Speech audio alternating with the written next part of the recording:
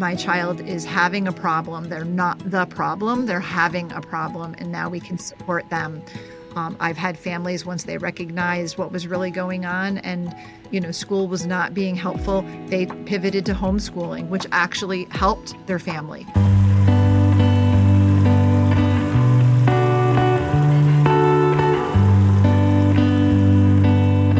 Well, hi, Sandra. It is so fun to have you here today. Well, thank you, Meredith. It's a pleasure to be here. We like to start off with usually a light kind of icebreaker signature question. Which do you prefer, beach or mountains, and why? Oh gosh, there was a time in my life where I think I would have picked beach, but I'm in upstate New York. We love the Adirondack Mountains. Our family has a year-round camp up there.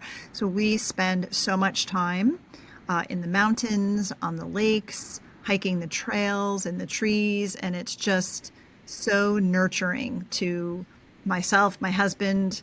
Our youngest son is 19. He has a developmental disability and he just thrives in that environment. I'm sure we would all thrive if we were at the beach though. Right now, that's just where our family is and we love it. So I would pick the mountains. Oh, that's lovely. Well, I'm with you 100%. Anyone that knows me knows that I actually love the cold. I love a snowy day, which is exactly what's happening today. I love the mountains. I love living in Colorado. So we are unified on that for sure. But the real reason that we wanted to have you here today, Sandra, is your absolute passion, your understanding, your deep knowledge, your personal experience in dealing with the challenges of FASD. So I'd love for you to define what that is, talk about some of the aspects of it. How did you get involved? What is your passion around it? Yeah, well, thank you for asking. So FASD is Fetal Alcohol Spectrum Disorders, and it is a brain-based physical condition that affects the brain and body of people who were exposed to alcohol in the womb. And my personal experience with that as an adoptive mom of 5 kiddos, my husband and I have 8 kids. We have 3 biological and then 5 through adoption. And all of them experience some levels of trauma, of course, but when we brought our youngest home in 2010, and I had heard about FASD, or fetal alcohol syndrome, was common among kids adopted from Eastern Europe. So 4 of our kids are siblings that we adopted from Ukraine. They didn't all come home together. The first 3 came home in 2007, and then the last little guy came home in 2010. But to back up a little bit, we also didn't know anything about trauma when we started this journey. We had 3 biological kids, and then we welcomed into our home, we got custody of a relative, a little girl who was 8 years old, and her coming to us kept her out of foster care, but also left us without any training. Like, we did not know what we didn't know, so we didn't really understand trauma, the symptoms of trauma, the impact it would have. We just thought we were dealing with this child who had, big behaviors, and they were, rebellious, willful, disobedient kind of behaviors. So we just, consequenced and punished and did all of those things that we may do with our biological kids, but none of that ever worked. So it was a very challenging season. And then we went on to adopt internationally. We brought the first 3 kids home, still not knowing or understanding a whole lot about trauma, but had read a little bit about attachment and read a little bit about the fetal alcohol syndrome. But the kids came home and they really sort of clicked into our family. So it was sort of like, this false, sense of, we know what we're doing and we're really good at this. And then a few years later, we returned to Ukraine to adopt the youngest sibling out of that set. And the second that we met him in the orphanage, we knew we were not equipped to parent this little guy. He was only 5, and we highly suspected fetal alcohol syndrome. So by the time we got him home and we got settled and began to look for help, he did get a diagnosis, actually, the youngest 2. So the littlest one was 5 when he came, but the following year when he turned 6, and then his next older sibling was 8, they were both diagnosed by a developmental pediatrician with having fetal alcohol syndrome. And we were handed a pamphlet on ADHD and basically told, have a nice day.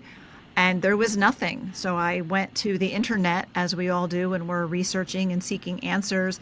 And, really what I found at that time was pretty hopeless. And, the information out there basically said that we were looking forward to kids that would grow up to have, be addicted to alcohol or drugs, homeless, imprisoned, or committing suicide.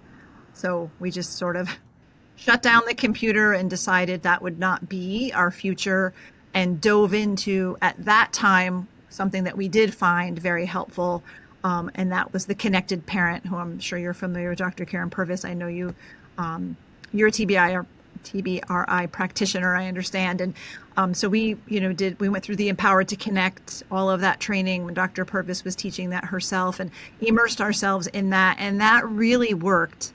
Applying all those principles, that really helped with all of our kids. And we began to recognize, they have all experienced trauma. Like, this is what's going on with everybody. There's just, varying degrees of, the behaviors that we were seeing. Not all of them were really, really hard, but the youngest guy was really, really hard.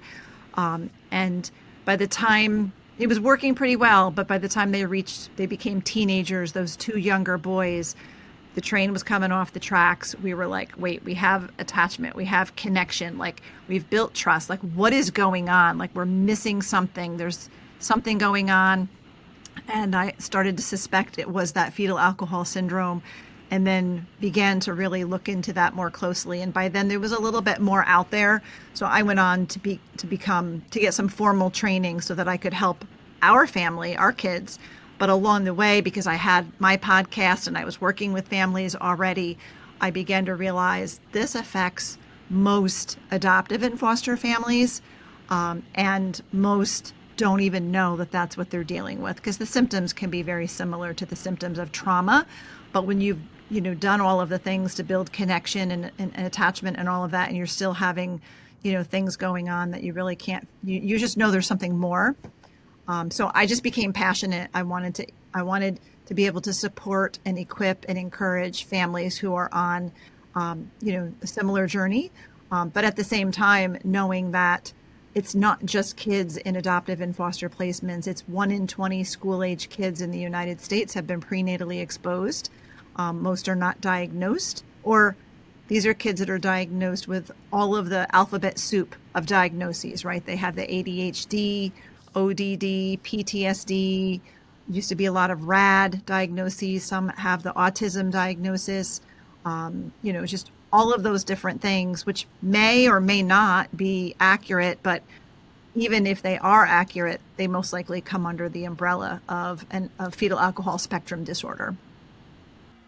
Right. So I would love to hear you compare the prevalence of FASD to ADHD, and like the comorbidity, as they say, and then the cross diagnoses. And as I heard you just now say, that ADHD in many ways and many times can technically fit under the FASD diagnosis as a symptom. Is that what I'm hearing you say? Yeah. So the primary symptoms of FASD, definitely that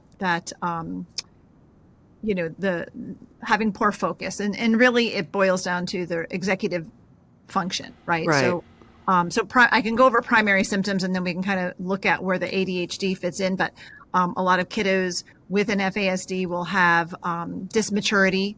So a lot of these will overlap with trauma as well, children who've experienced trauma. So you've got that dysmaturity where they present much younger than than their biological age, sensory processing challenges, nutrition challenges and problems, language and communication challenges, slower processing pace. So processing information that's spoken. We sometimes say that these are, 10-second kids in a 3-second world. It just takes them longer. Too many words coming at them, spoken at them. They can be very overwhelmed. Learning and memory problems, abstract thinking. So think time and money, Right. very hard concepts. and also those executive functions. So I always say executive function, that in the prefrontal cortex, it's the boss of the brain, right? So Right. it's in charge of organizing, planning, transitioning from one task to the next, goal setting, self-regulation, attention and focus, short-term memory, and impulse control. So all of those things are challenging when there's been prenatal exposure to alcohol. So my boys both have an ADHD diagnosis, and my youngest actually has a diagnosis of an intellectual disability, but they only have those diagnoses because they were prenatally exposed. Right. So they're symptoms of what really happened in the womb, and that was exposure to alcohol. Can you tell us about the nutritional challenges that you mentioned? Yeah, these are interesting. So, and there's the disconnect. There's a disconnect sometimes, and I do want to say that not every person who's been exposed to alcohol in the womb will present with all of these symptoms, and it's a spectrum. So you can have, some will have, varying degrees of whatever symptoms because there are several, different diagnoses under the fetal alcohol spectrum disorder, the most severe being fetal alcohol syndrome, which is what my boys both have the diagnosis of. But the remind me of the Yeah, question. nutrition. Nutrition, thank you. Sorry, the nutrition piece. So there can be a disconnect between the brain and the gut where either they don't recognize that they're hungry, so they don't eat. Whoops, sorry, hit my mic. So they don't eat, or they don't recognize that they're full, and they want to eat constantly. And I know with our kids, with kids with malnutrition, and food insecurity, before coming to adoptive or foster placements, it can look like hiding food, hoarding food, that kind of thing, which that is a very real part of that trauma. But there can also be a physiological thing going on where the message isn't sent to the brain, between the brain and the gut. And it's interesting because on my podcast a while back, I interviewed a young woman who's 27 years old from Ireland. She was the first child ever diagnosed with FASD in Ireland. And in our conversation, she was like, yeah, I still live with my parents. I'm 27. I probably would die if I lived by myself. And I'm like, oh, why would you say that? Say more about that. Yeah. Yeah. And she said, well, one time I went 4 days without eating because I would forget that I didn't eat and I didn't know that I was hungry. So part of the memory problem there, and then, very much this problem with not recognizing hunger. She didn't even realize she needed to eat. And then another aspect of that is intense sugar cravings, which one of my boys has, where he would rather drink a sugary beverage than eat food. Like doesn't really recognize the need for nutritious food, but we don't provide soda or anything like that at home, but he's 21 now. He drives, he has a job, and he comes home almost every day from work with a big fountain drink, and then he'll take a nap after work and then kind of sleep through dinner and then get up later on and want to know if I've made coffee because he likes lots of sugar in his coffee, but he won't even ask about what was for dinner. I have to make sure even he's 21 and I have to check and say, you need dinner first and then you can have the coffee. But so a lot of sugar craving beyond just what your normal, kid would want, junk food. It's really, it's noticeable to a parent if you're seeing it.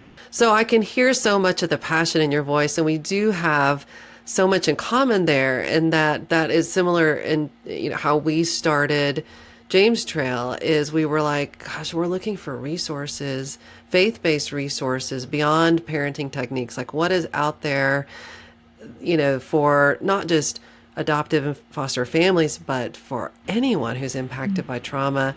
How, what's out there, especially that's faith-based. And so that's, the Lord used that to help us to start James Trail. And I sense so much of that in you.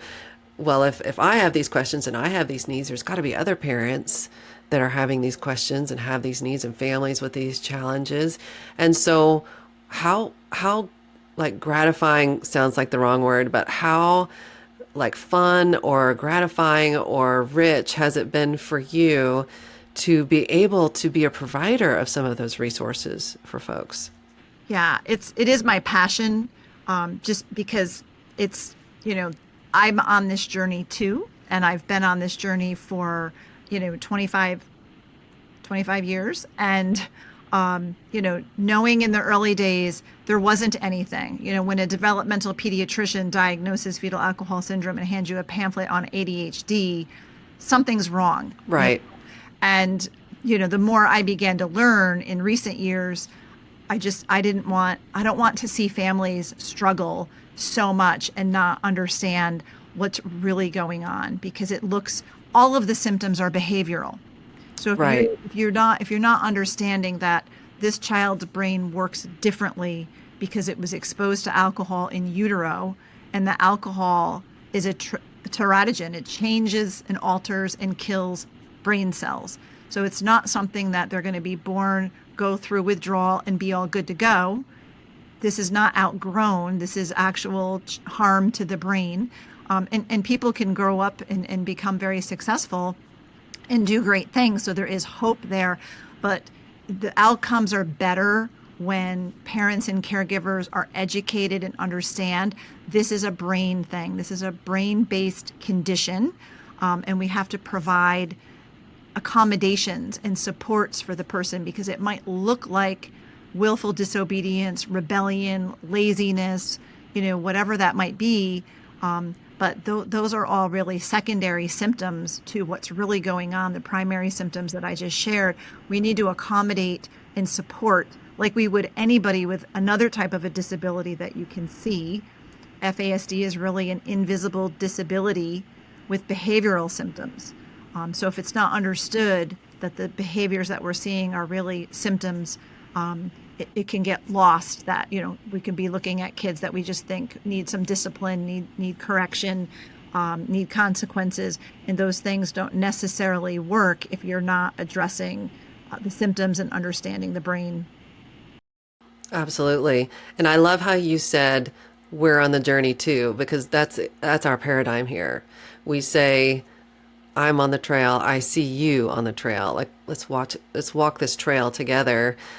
I absolutely do not have, stuff figured out, and I do not parent perfectly. I'm not in relationships perfectly, but when we can figure these things out together, when we can journey together, we can create community, that's really powerful. And I love that that's what you do with your podcast, is creating community and space for parents to feel seen and known and heard and all of those things. So yeah, I love that. So I would love to hear you talk some about the journey of podcasting and how that actually started before podcasting was a thing. And you're on your 460th-ish episode. Like, that's incredible. I bow to thee. Like, I have so much to learn. I came to this with much fear and trepidation because I was a painfully shy child, believe it or not. But the Lord, He has plans and accomplishes His purposes. But we were just starting our nonprofit, which is Justice for Orphans. We were, all about rallying the church for the cause of the orphan and encouraging families to get involved in adoption and foster care. And I had gotten invited to be on a radio show, a Christian talk radio show on a little station in Albany, New York, where I'm from, several years ago. And I did not want to do it. I kept trying to get out of it because it was 1 hour. It was live. I was the only guest, and I was terrified. But I kept sensing the Lord sort of poking and this is an opportunity that I'm providing for you. So say yes. So I did, and I survived it. And I just remember getting in the car that day to go home and felt like, oh, thank you, Lord. Now I never have to do that again. Yeah. But then a few months later, they called and wanted me to come back on again. So I said, okay, I'll do it again. And then a few months after that, the station reached out and asked if I would host my own radio show where we talked about their words, this adoption, foster care, and orphan stuff every week, and I'm like, really? Because I have no experience in broadcasting or my spiritual gift is the gift of gab. So that's what I was bringing to the table. But we recognize with what our mission was for Justice for Orphans, to be able to be on Christian radio every week talking about this, what greater way to rally the church, right? So that's what we did for a number of years. I think we were on the air. This show was called Orphans No More. I'm sure there's episodes in cyberspace somewhere now. We began to repackage each radio episode at one point. Not me. I had a producer do that, but to put on as a podcast. So we were putting those episodes out there. And then in 2019, the little Christian radio station sold its airspace to a music station, and all of us with shows had to find our own, new homes for our talk radio shows. But we were getting such traction with the podcast that we felt like we didn't need to buy airtime on some other radio station. So we just focused on the podcast. And after a while, we recognized the people who are listening are already adoptive and foster parents, and they're tuning in because they want community, they want encouragement, they want that support. So I began to speak directly to them because, I'm my own audience, right? I'm an adoptive mom, and I'm on this journey, and I want encouragement, and I want to be equipped, and I want that community. So I started to recognize who our audience is, and then we eventually changed the name of the podcast so that people could find us who were looking for podcasts about adoption and foster care. So it is literally, the name of it is The Adoption and Foster Care Journey. So and it's now it's my favorite thing to do, even though in the early days I was pretty scared when we were on radio, but just have learned and just love it. Love to be a support and encouragement to adoptive and foster parents. And we'll definitely have that link in the show notes. But also, as you support these families and these parents, what's your favorite part about that? And what's the most challenging part of that? Oh, gosh. Well, I think probably the most challenging part really, and you said it, we're not perfect parents. We make mistakes. And I remember with that little girl who came to us first, the kinship adoption, we did everything wrong because we didn't even know to parent differently. But we've been able to have a great relationship with her now. And we've, even as she got older and was in her 20s, being able to apply some of those TBRI principles helped. So we're always on a journey to learn. So I think, that's probably been the hardest is, it's the scariest is just, I don't have all of the answers, but I'm on this journey, like you said, Meredith, and we're learning as we go, and just trusting the Lord to provide what we need. And some of my, favorite parts of it is just being able to link arms with fellow adoptive and foster parents who are on a similar journey, hearing from podcast listeners. About a year and a half, 2 years ago, we started a support group, an online support group for parents and caregivers of kids with an FASD, whether they're diagnosed or not, because it's very hard to get a diagnosis. That's another. That's true. Question, topic, but so it's called Hope for the FASD Journey, and we meet 3 times a month, and just being able to encourage one another and hear stories we're not alone on this journey. I know, when families are dealing with trauma, right, to know that you're not the only family going through that, and we can encourage each other and support one another and pray for one another. It's the same thing with, our FASD support group. And the thing is as adoptive and foster parents in our group and my podcast listeners especially, all of our kids have experienced trauma. And then on top of that, so many of them have experienced prenatal exposure, which is a trauma that occurs in the womb. So it's like next level. So to me, it's just to be able to link arms and encourage families on this journey is my favorite. I know I don't always have all the answers. So sometimes it's, you want to, right? You want to be able to give them the answers, but so it's just really just being that support and being there and being able to pray for one another. Well, and it's so obvious you do that in such beautiful ways for people. What would you say is the most surprising or the most challenging part of that? Of supporting families? Yeah. Yeah. I don't know if I should say that it's the prevalence of, how we are all walking through something.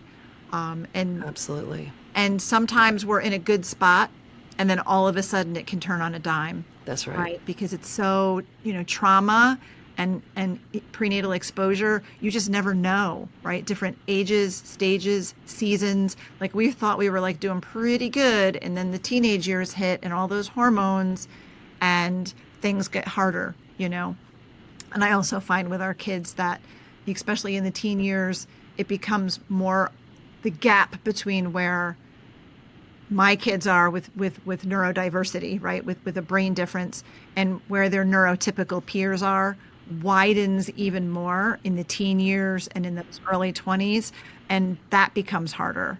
So, I think just, you feel like you're in a good place, and then all of a sudden, you're not. And then just knowing that you're not the only one. When I'm in a really good place, I feel like I'm in a good place to support people and other families. And then when I'm going through something hard and I think I don't have anything to bring to the table, really we do, because we're all in this together, and we want, we just knowing somebody else is going through it, is so encouraging, just to know I'm not alone in this, and I don't have to have all the answers, but just knowing I'm not alone. Absolutely. I love that you're emphasizing that because it is such a core truth, not only in general in our society, but specifically for those of us that know Christ and want to step in with Him and know that knowing that He's there, that He has never left us, He will never leave us. His absolute desire for us is healing. That leads me to another question.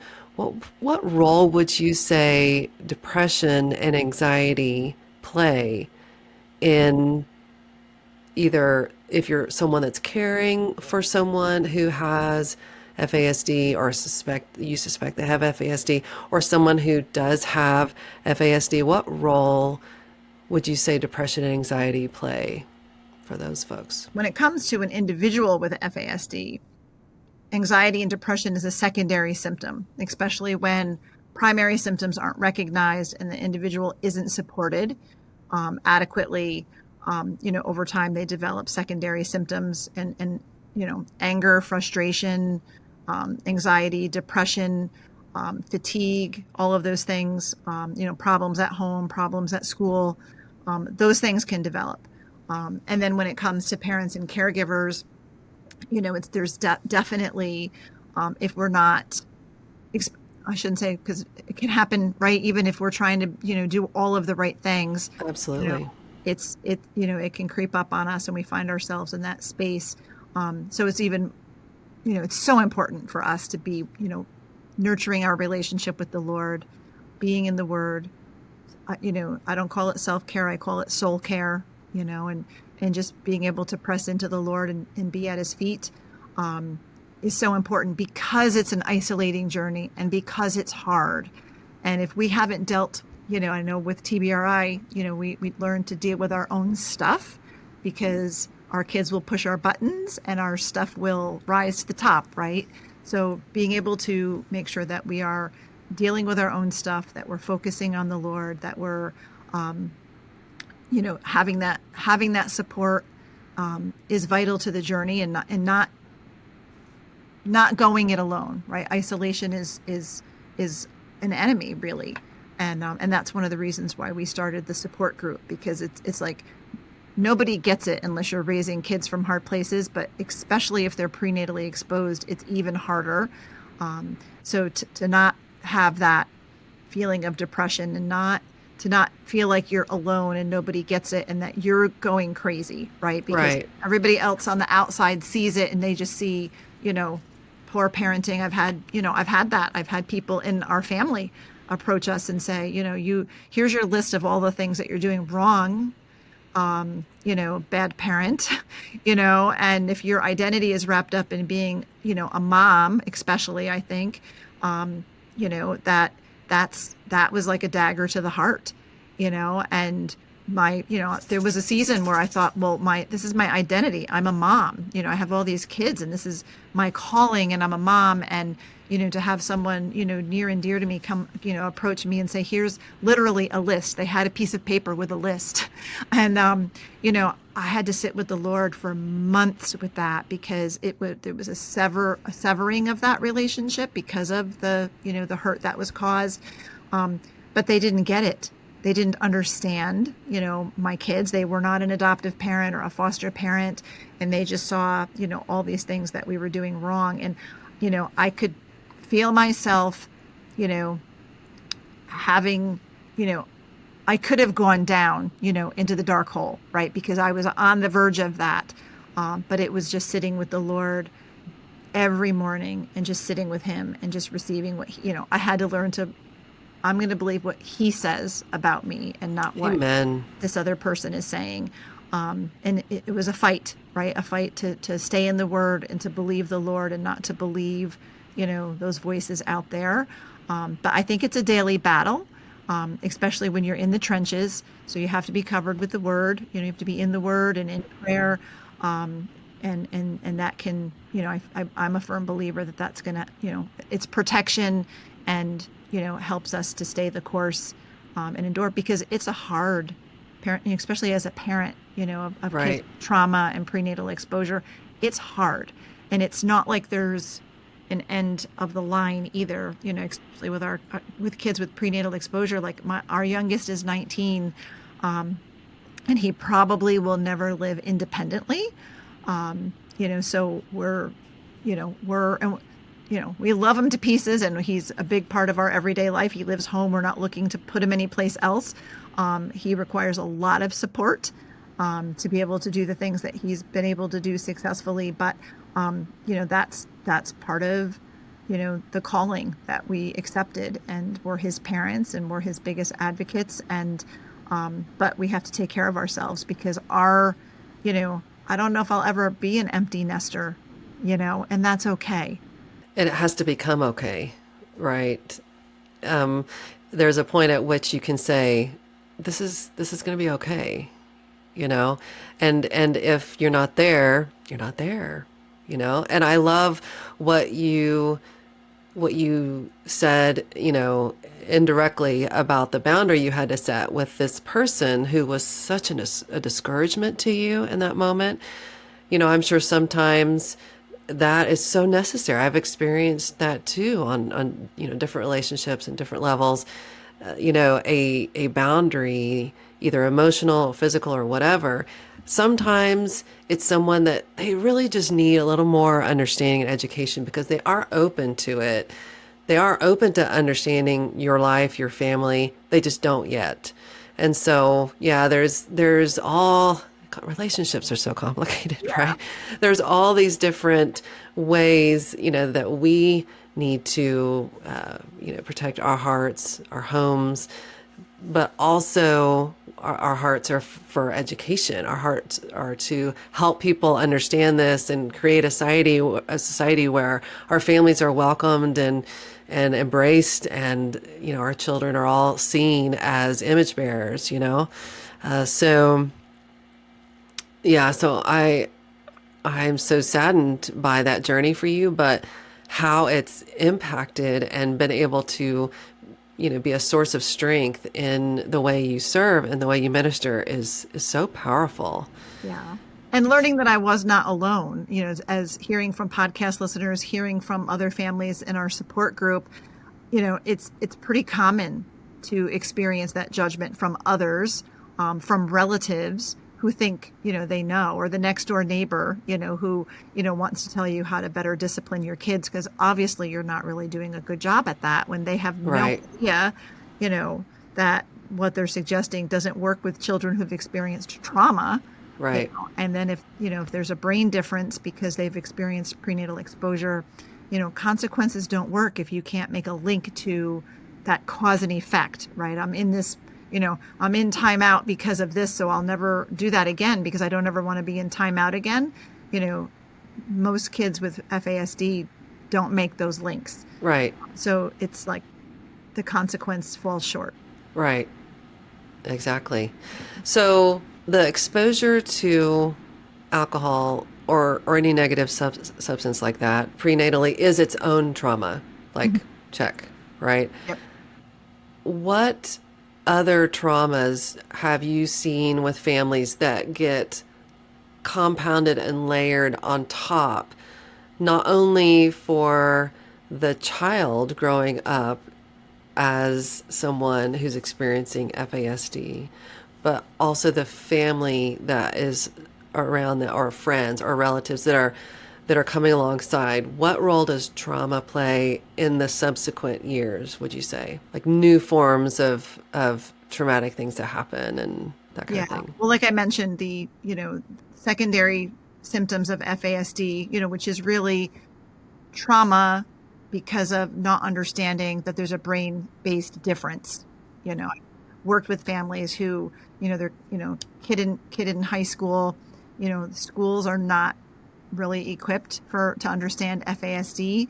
So they see a kid who's lazy, a kid who's not applying himself, a kid who's not, the just being difficult and oppositional and rebellious, and that's how they want to address that behavior. But as they're addressing it the wrong way, we end up having a kid who quits school or drops out of school or will turn to substances to deal with these things, when really, if the brain-based difference could be understood and supported, and this Right. kid could be successful, we could avoid a lot of those secondary things. And I already mentioned those tertiary, the incarceration, the addictions, and jail time, suicide, those kinds of Self-harm, right. self-harm. And there was a time when that was all we had to look forward to, right? When it wasn't understood. So I find that, um, you know, understanding those things and supporting our kiddos can help them, but also us. So I just actually was listening to a parent who, I'm suspecting there could be prenatal exposure, but I don't think they have any idea of that yet. But an adopted kiddo that they brought home as a baby from an Eastern European country, and now that he's a teenager, things are, unraveling at home. Problems in the marriage are developing because mom and dad are not seeing how, they're not seeing things the same way.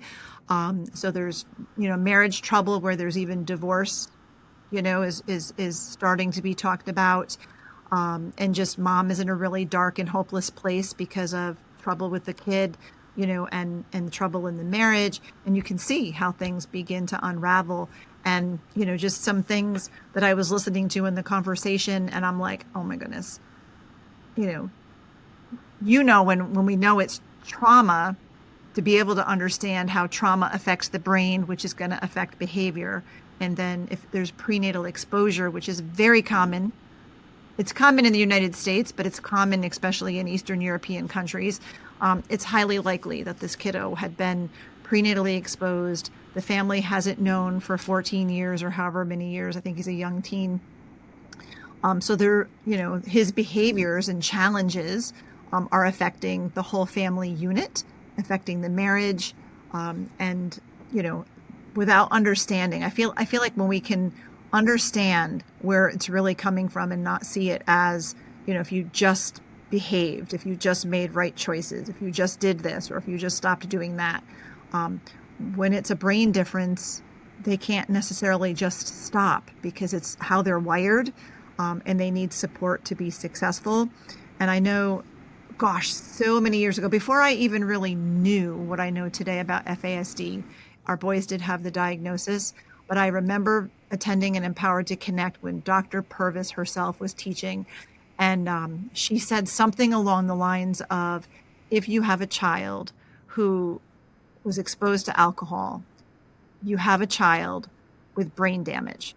Now, that's a really harsh thing to hear, but I remember at the time I needed to hear that because it was liberating for me. It was like, Right. okay, wait a minute. Okay, if the child was born with brain damage, right? If I had a child who suffered, something, during delivery, obviously I'm going to support that child. I'm going to do everything I can, and I'm going to understand if, when they're, having a meltdown and a lamp gets knocked over. I'm not going to punish them and see it as, willful disobedience or whatever. I'm going to understand where that came from. But that's really what was going on with my kiddo, right? His brain works differently. His brain was harmed at the cellular level by alcohol in utero. So I need to extend great grace and have the right tools to support and to parent and to coach and disciple this child, and not think that if I just punish in consequence, they're going to learn a lesson from that, right? Right. Because it's understanding that this is a brain-based disability. So I wouldn't any longer use that terminology like my child has brain damage. But at the time, many, many years ago, I needed to hear that, because it literally, I was like, okay, I'm going to help my kid. It's me and my kid against this brain difference, right? Right. So we're not the enemies here. We're on the same team. How can I help him be successful? Because he needs help, right? So to me, that was liberating when I heard Dr. Purvis say that. And it is very much like that. If you have a kiddo with some other, disability that we can see, we automatically know, they're going to need support in some way. If they're in a wheelchair, if they have a spinal cord injury or whatever, and they're in a wheelchair, the wheelchair in and of itself is an accommodation, but there's wheelchair ramps and modified restrooms and elevators, and vehicles are modified. And that kiddo is not going to have to run laps in PE class in order to pass high school and graduate, right? We automatically know there's going to be certain accommodations so that they can be successful. And the only difference between that kiddo and my kiddo with an FASD is you can see that kiddo's disability. My kiddo looks like everybody else, but his brain works differently. And he needs supports and accommodations just as much.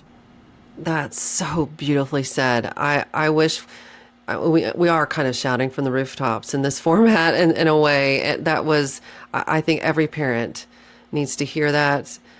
And certainly parents who have kids that are neurodivergent, or they're even perceiving a challenge that could be there, whether or not there was, alcohol exposure, or, just being able to see every person for who they are and not make a judgment just because what you perceive about that person. You just said so much about that right there in that moment. So thank you for that. That was beautiful. So I've sensed from some of the things you've been saying today that sometimes, or we may have listeners that are like, oh, okay, maybe I should go get my kid, see if there's a diagnosis here. What would you say about the advantages and disadvantages of having the actual diagnosis, beyond IEPs for school purposes and all of that kind of thing? Advantages and disadvantages of having an actual diagnosis, which is difficult to obtain, honestly. It's difficult to obtain, and I'll address that. But I do believe that, an accurate diagnosis, no matter what a condition might be, is important. Even when it comes to things like medication, right? You want to make sure if medication is going to be prescribed, it's for the right condition, right? If you have a heart condition, you don't want somebody to give you medication for, arthritis or something, right? You want to make sure you're getting the right medication.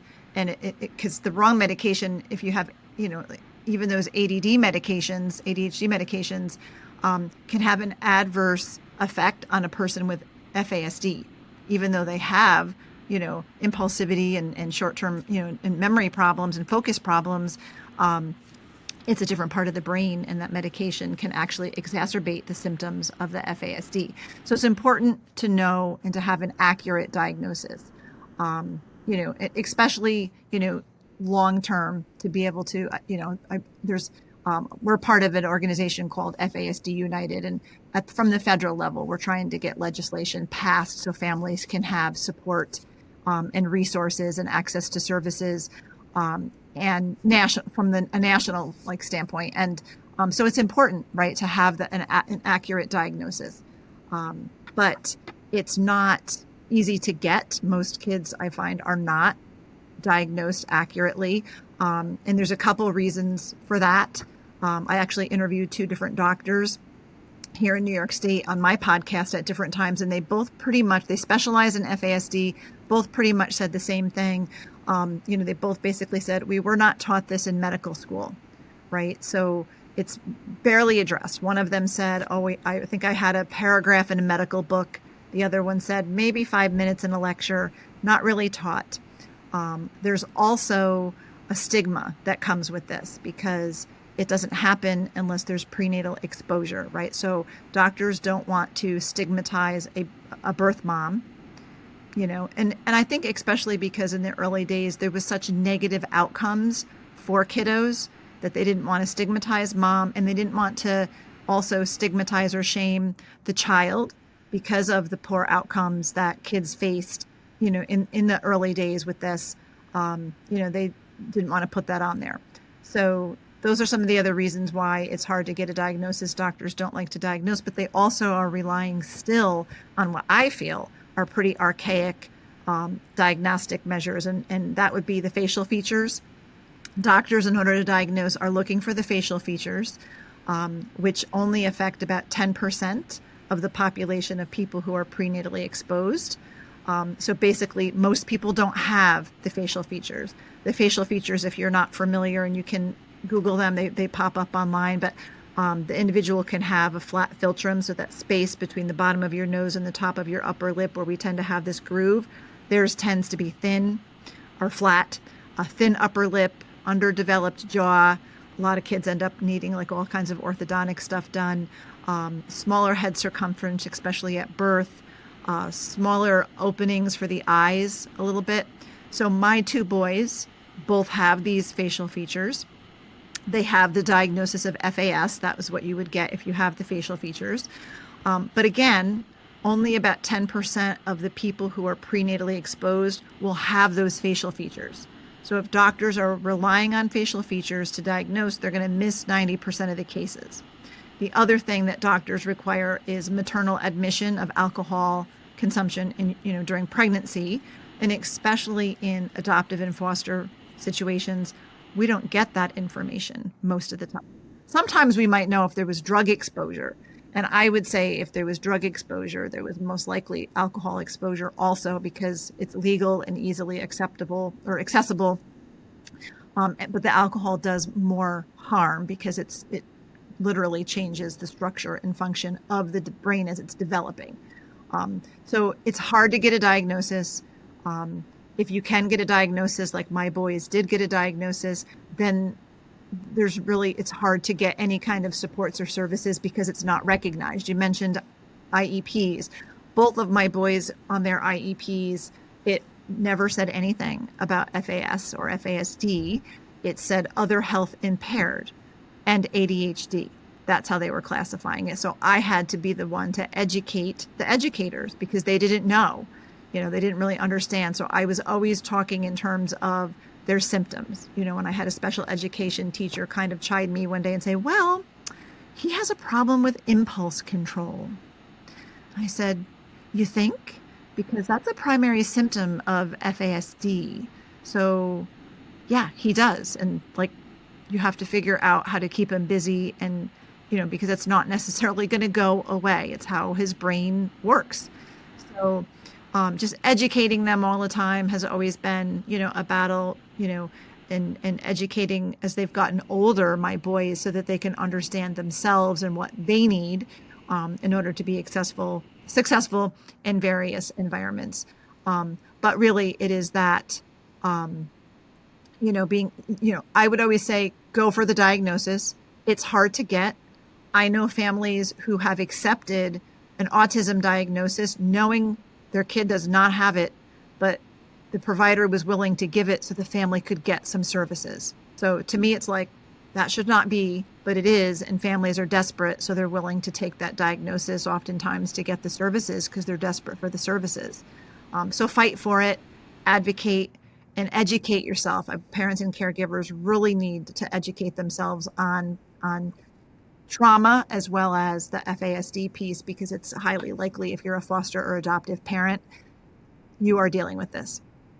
And perhaps I'm hearing you say, don't assume that the physician that you take your child to or your teenager to is going to understand all of this. And so it wouldn't be the worst idea to say, hey, I'm also curious if you would kind of check out potential for an FASD diagnosis, just to cue that provider for the potentiality so that they're like, oh, okay, this could be a thing. I don't assume that my kids' providers understand FASD, so I'm always needing to educate. And even, I was thinking about, even therapists. Talk therapy doesn't necessarily work with our kids because they have the slow processing pace. They tend to be very concrete thinkers. They're not necessarily understanding emotions well either. So certain things are not, if the provider is not educated in FASD, it can be actually more harmful than helpful. I mentioned the medication even earlier. The wrong medication could be prescribed. So I make sure I bring resources with me from the pediatrician to, even the dentist, so that they understand, what's going on here. I was, really tired of my one son always getting a lecture at the dentist for not flossing, and I finally had to pull her aside because he had great anxiety about going to the dentist because he always felt like he was in trouble, right? And he brushes were on top of that, but he has a hard time with fine motor skills. He has a hard time with that whole concept of flossing and what that feels like. So I'm like, I waive the flossing requirement. Just make sure we're brushing, right? That's the most important thing. So I had to finally, kind of have a heart to heart with the dentist. I'm like, he's not going to come for a cleaning if you keep harping on that, because he constantly feels like he's in trouble and doesn't want to come. So, just being able to educate, everybody from school teachers to therapists to doctors. And that's why it's so important that parents get that education and understand, we have to be trauma informed. And if you suspect prenatal exposure or there's prenatal exposure, you need to be equipped and educated, because you're going to be the one that's going to have to advocate and educate for your kiddo. As we are kind of coming to the end here, we would love to hear a story or two of hope, something where, your podcast or your work has had an impact on so many families. And I'd love to hear some of that. Gosh, there's so many that I could choose from. Real quick, I will say that one of my kiddos, my son who's 21, he has a job, he can drive, and he's a volunteer firefighter. He has accommodations at work. He actually has accommodations at the firehouse, but they've been really good. And I always like to point out also to figure out what your kiddos' strengths are, how they learn best, and what their strengths are, and focus on those things. This was a kid who, growing up, he was very tiny for his size as well, and he always wanted to be a police officer or a firefighter. And I used to be like, oh, because I'm like, he's never going to be able to be those things. But he can be a volunteer firefighter. He cannot go into burning structures. He can only do exterior stuff. But he is at the firehouse every time there's something going on that's become his community, and he's thriving in that. So that's been good for him. That's so cool. Yeah. And, and I have met a friend along the way, an adult woman who was diagnosed with FAS as an adult in her 30s. She was adopted as a baby and just had struggles all through her life. Her parents were, without knowing what they were dealing with, they actually provided a lot of structure for her growing up, which helped her to be successful. She had more problems when it came to college and post college, but she today is married and has 2 kids who are middle school age, and she is a insurance claims investigator. And one of her symptoms and challenges with FASD is perseveration, where our kiddos can get hyper focused on something, and that's all they talk about, and can drive parents crazy. Right, circular thinking. Yes. So she uses that actually to her advantage at work, because when her boss gives her a case to investigate, she can't put it down until she gets to the end of it. So they love her at work because she's very thorough and she's very focused on that. Wow, that's cool. Yeah. So, these guys can grow up and get married and have children and have families and have jobs and be very successful. But it's understanding, right? The diagnosis. And I've had parents, I've had a mom who's taken my training, my FASD training, because she has kids adopted through foster care, and she, has, they're teenagers and she's really struggling. She took the training and then came to me afterwards and said, I think I have this myself. Yeah. And this is a woman in her 60s. And she said, I know my mother was an alcoholic. I know she drank when she was pregnant with my brother. I remember that. And she said, I've always been a little neurodivergent. Like, I've always been unorganized. I have a hard time focusing on tasks. Like, she just started listing off all of these things that she just always thought was wrong with her, that she struggled with. And then now she's been able to understand, you know, I was prenatally exposed to alcohol. This is why this is why I struggle with these things. And Sure. now can give herself grace because she understands this is how my brain is wired. There's a reason behind it. So, she was able to get help and support for her kiddos and understand how to better support them, and then give herself grace and knowing, this is the reason why I can never get the dining room table cleared off, that kind of thing, just to understand herself better. So, just hearing from families that, have gotten support and just better understand that, my child is having a problem. They're not the problem. They're having a problem. And now we can Right. support them, and to be able to, go to the school and advocate for their kiddo better. I've had families, once they recognized what was really going on and, school was not being helpful, they pivoted to homeschooling, which actually helped their family, right? So, Yeah. to me, it's just, when that light bulb goes off and a family starts to recognize it and then they learn the skills to better support their kids, that's everything, because our kids can be successful, but it might be a different type of successful than we ever thought it would be, but they can still be successful and whatever God created them to do. Amen. Absolutely. And I know, Sandra, you join me in this thought that as we talk about stories of hope, in no way do we ever want to provide an opportunity for a mother who has drank during her pregnancy or is currently pregnant and struggling with a drinking problem or whatever. In no way is anything that we're talking about are we wanting to create any space for shame here, because we say, in Jesus' name, no to shame, because shame keeps us stuck. And so for any of our listeners, if this is something that you've struggled with, if there's someone right now who is pregnant and struggling with alcohol, we encourage you, it's never too late. Go get help, find the people. Jesus is absolutely not sitting there wagging his finger at you. He is loving you and ready to step in with you with this. And if you're a mom who in a previous season of your life, that you did drink while you were pregnant, there's community, there is space here, there's room for grace, there's room for acknowledgement that none of us have this figured out, none of us have done this perfectly, and you are welcome here. You're welcome in this conversation. And I love the stories of hope and how those concepts tie together. Yeah. And I just want to add, so many women don't know they're pregnant right away, Oh, totally.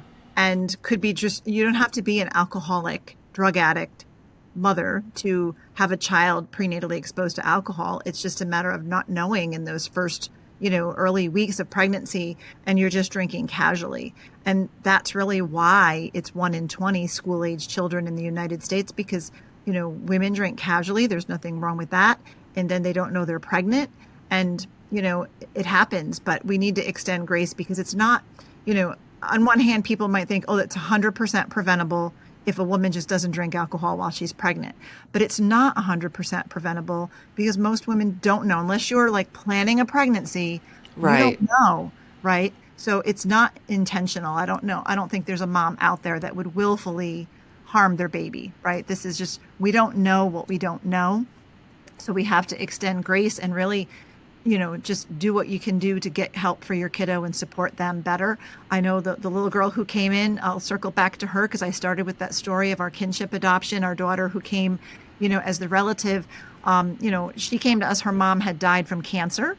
And our daughter was 5 when her mom died, and she didn't get to us until she was 8. So there was trauma in there between mom passing and her coming to live with us. But I knew her mom, and her mom was in her 30s. She had another health condition and was told she couldn't get pregnant. And she had a career. She wasn't married. And then one day she realized she was pregnant. Like, she didn't know that was what was going on, and then was thrilled because she never thought she would ever have a child.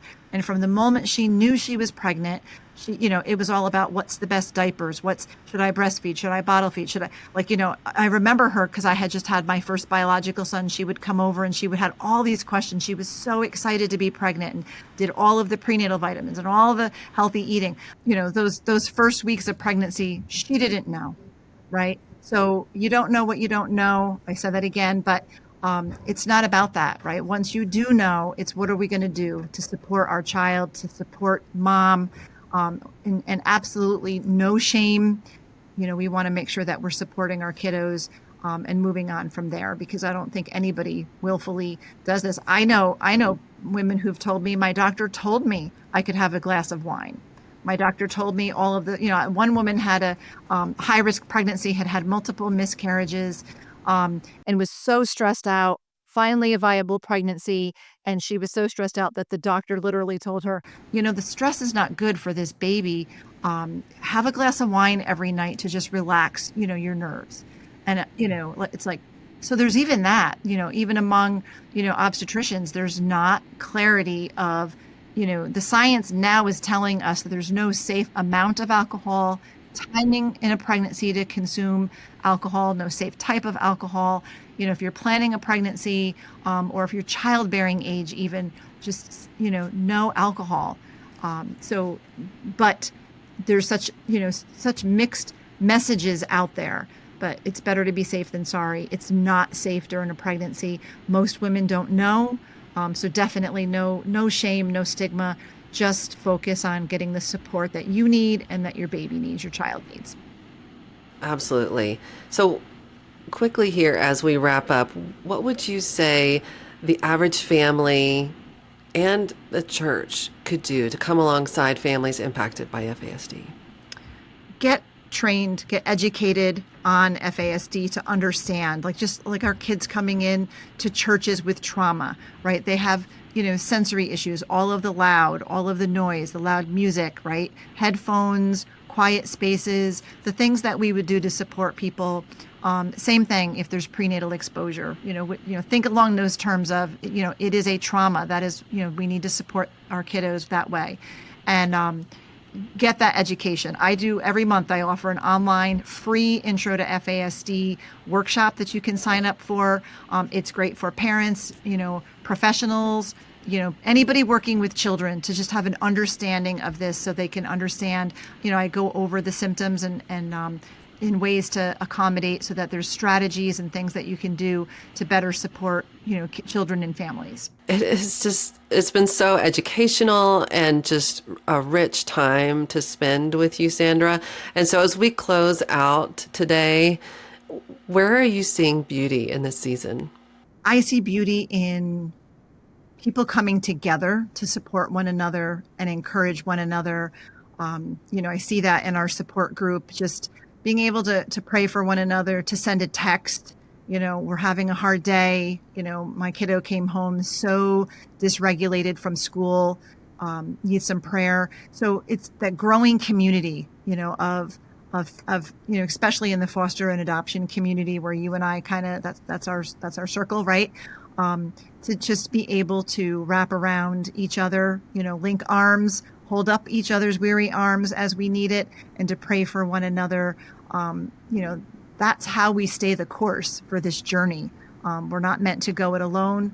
We need the Lord, absolutely, but he also created us to be in community with one another and encourage one another. I love that so much. Sandra, thank you so much for being here with us today. And man, you've provided just raw like content and education and research, based content and understanding for us, but also just the heart of a mom and the heart of a believer that just wants everyone to understand, the things that we're facing here on this planet and how we as a community can come together and how churches can come together and families can come together. So thank you so much for being here today. Oh, thank you. It was an honor. Thanks so much, Meredith. Absolutely. And to our listeners, we will see you on the trail.